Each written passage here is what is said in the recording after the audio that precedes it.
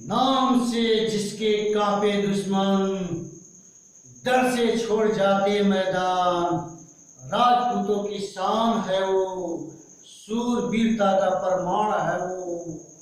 धरती का वीर जुदा हुआ है जिसका नाम पृथ्वीराज चौहान।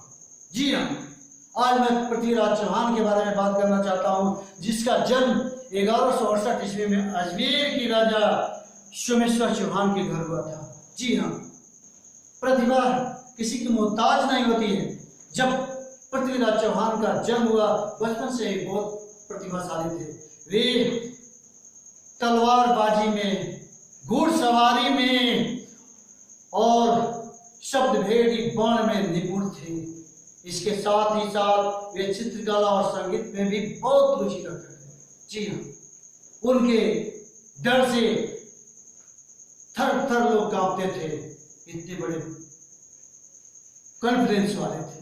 दोस्तों, थोड़ा सा मैं चर्चा करना चाहूंगा कनौज के राजा जयचंद के बारे में। जयचंद जो थे, वे क्या किए थे, अश्वमेध का घोड़ा छोड़े थे और उस घोड़ा को के लिए पृथ्वीराज चौहान उनको बात कर दिया कि नहीं, ऐसा नहीं होना है।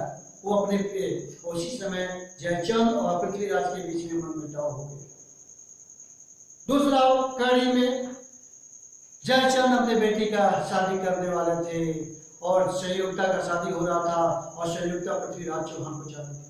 संयुक्ता जानती थी पृथ्वीराज चौहान बहुत वीर बापुड़ा है, बड़ी प्रतापी है, बहुत यशस्वी है। संयुक्ता चाहती थी कि उनका विवाह पृथ्वीराज चौहान से हो जाए।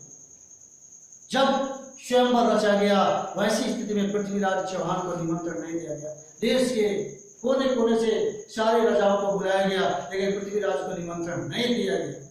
पृथ्वीराज चौहान इसको लिए और वैसी स्थिति में जिस दिन स्वयंवर हो रहा था, उस दिन जयचंद जो था, उनका मानहानि करने के लिए उनका मूर्ति गेट पर लगा दिया कि हमारे दरबान है। इसके बाद संयुक्ता बरमाला के दिन जब चली, दूर दूर के राजा आ रहे थे और उसी मूर्ति पर जो दरवाजे पर लगा हुआ था, संयुक्ता अपनी बरमाला को उसी में लगा। इसके बाद वहीं खड़े थे पृथ्वीराज चौहान और संयुक्ता को लिए और चल दी। कोई पकड़ने वाला माँ का लाल वहां नहीं था जो कि पृथ्वीराज चौहान को पकड़ ले। इसके बाद दिल्ली की ओर चल दी संयुक्ता। अब जयचंद और पृथ्वीराज चौहान में इस तरह का प्रॉब्लम आ गया, दोनों एक दूसरे के दुश्मन बन गए। दोस्तों, मामला इसी तरह से शांत हुआ। उधर से मोहम्मद गोरी आगे की ओर बढ़ते आ रहा था भारत पर आक्रमण करने के लिए। जैसा कि हम जानते हैं कि पृथ्वीराज चौहान दिल्ली के अंतिम हिंदू राजा थे। उधर से मोहम्मद गोरी चल आ रहा था और उसको रोकने का काम पृथ्वीराज चौहान किए। पृथ्वीराज चौहान के 17 बार मोहम्मद गोरी को छक्के छुड़ा दिया और वैसी स्थिति में मोहम्मद गोरी पानी पानी हो गया। इसके बाद कहेंगे, जा बेटा तुमको छोड़ दिया, जा बेटा तुमको छोड़ दिया, जा बेटा तुमको छोड़ दिया। दोस्तों, ये बहुत बड़ा ही होता है, गद्दी का खेल बहुत बड़ा निराला होता है। गद्दी के खेल के लिए आदमी कहाँ से कहाँ गिर जाता है, इसका कोई हिसाब नहीं। और मोहम्मद गोरी भी कहा कि नहीं, हार नहीं माना होगा, नहीं हम। और इधर से जयचंद जाकर मिल गए मोहम्मद गोरी से। जब अपने घर के लोग मिलते हैं तो ऐसी स्थिति में नो डाउट बड़ा से बड़ा राज बर्बाद हो जाता है। मोहम्मद गोरी से जयचंद मिल गए और दोनों मिलकर इनसे लड़ाई करने के लिए ठान ले और जमकर लड़ाई हुआ, जिसमें पृथ्वीराज चौहान को गिरफ्तार कर लिया गया।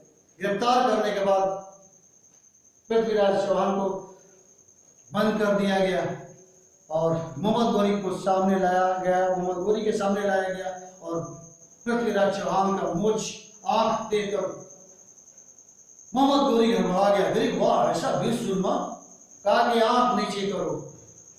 पृथ्वीराज चौहान कहे कि यह आंख और सिर नीचे नहीं होता है, ये राजपूतों का आन बान शान है। और वैसी स्थिति में मोहम्मद गोरी ने पृथ्वीराज चौहान की आंख निकाल दिया। ये बहुत विडंबना उस समय। दोस्तों, इसके बाद कारागार में बंद कर दिया। उनके मित्र हुआ करते थे चंद्रवरदाई, उनसे नहीं रहा गया। दोनों का जन्म एक साथ हुआ था और उनसे नहीं रहा गया और आके कहे कि बाप ने गलती किया, आप राजन आपने गलती किया। पृथ्वीराज चौहान तो शब्द भेदी बाण चलाते हैं और उनके जैसा इस धरती पर जोधा नहीं है। इसके बाद मोहम्मद गोरी कहा कि ऐसा मैं तो नहीं जानता कि इस तरह से करता है, अगर नहीं होगा तो तेरे को बहुत दंड मिलेगा। ठीक है, कोई बात नहीं, आप तो देखिए। इसके बाद शब्द भेड़ी का बाण का देखने के लिए पूरा मेला जम गया, सारे लोग आएंगे, आज पृथ्वीराज चौहान को देखा जाएगा, शब्द भेदी बाण देखा जाएगा, शब्द भेड़ी बाण जाएगा। इसके बाद पृथ्वीराज चौहान को सामने लाया गया। लाने के बाद मुगल सम्राट आगे बैठा हुआ था और उसमें चंद बरदाई एक बहुत बड़े कवि थे। वो कहे कि हे महाराज आप कुछ बोलिए, इनको सावसी दिए, जब तक सावसी नहीं देंगे ये बाण नहीं चलाना जाएंगे, ये बाण नहीं चलेंगे। इसके बाद कहा कि शाबाश दिखाओ, अगर नहीं होता है तो फिर दोनों को उचित दंड दें। इसके बाद शाबाश चढ़ी गए, उसी पर पृथ्वीराज चौहान देख लिए कि कहाँ मेरा कातिल है।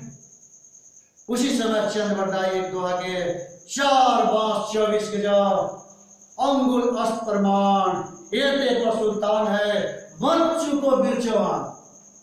इसके बाद इस कविता के माध्यम से ऊंचाई नीचाई सब कुछ दूरी नापते हुए पृथ्वीराज चौहान शब्द भेदी बाण चला दिए और मोहम्मद गोरी का सिर कट के गिर गया। जय सिर कट गया, सारे सैनिक उनको घेर लिए, घेर कर वार करने वाले थे, मारने वाले थे। उसी स्थिति में पृथ्वीराज चौहान अपना खर्चा निकाले अपने कुमार। उनको देखते हुए चंद बरदाई वो भी अपना खर्चा निकाले चल दिए और इधर संयुक्ता को पता चला और संयुक्ता भी अपने आप को मार ली। दोस्तों, इस तरह से धरती पर लोग वीर बांकुड़ा हुआ करते। कहने का मतलब है कि संसार में अपने स्वाभिमान की रक्षा के लिए जीना है। ये जिंदगी का सबसे बड़ा स्वाभिमान है। किसी का गलती आप बर्दाश्त नहीं करें। कोई अगर गलत कर रहा है तो अगर आप बर्दाश्त कर रहे हैं तो आप गलती है, किसी की गलती बर्दाश्त नहीं कीजिए। अपना स्वाभिमान सबसे बड़ा होता है। आप अपने सही सिद्धांतों पर चले और स्वाभिमान पर चले, नहीं स्वाभिमान सबसे बड़ा होता है। अगर सारे लोग अपने स्वाभिमान की रक्षा करने लगेंगे कोई गलत कर ही नहीं सकता है। इसलिए आज भी हम बड़ी प्रेम से उस पृथ्वीराज चौहान को सशक्त बार नमन करते हैं कि अगर वीर बांकुड़ा हो तो पृथ्वीराज चौहान जैसा, पृथ्वीराज चौहान जैसा, पृथ्वीराज चौहान जैसा, पृथ्वीराज चौहान। धन्य है पृथ्वीराज चौहान, धन्य है पृथ्वी चौहान। बहुत बहुत धन्यवाद।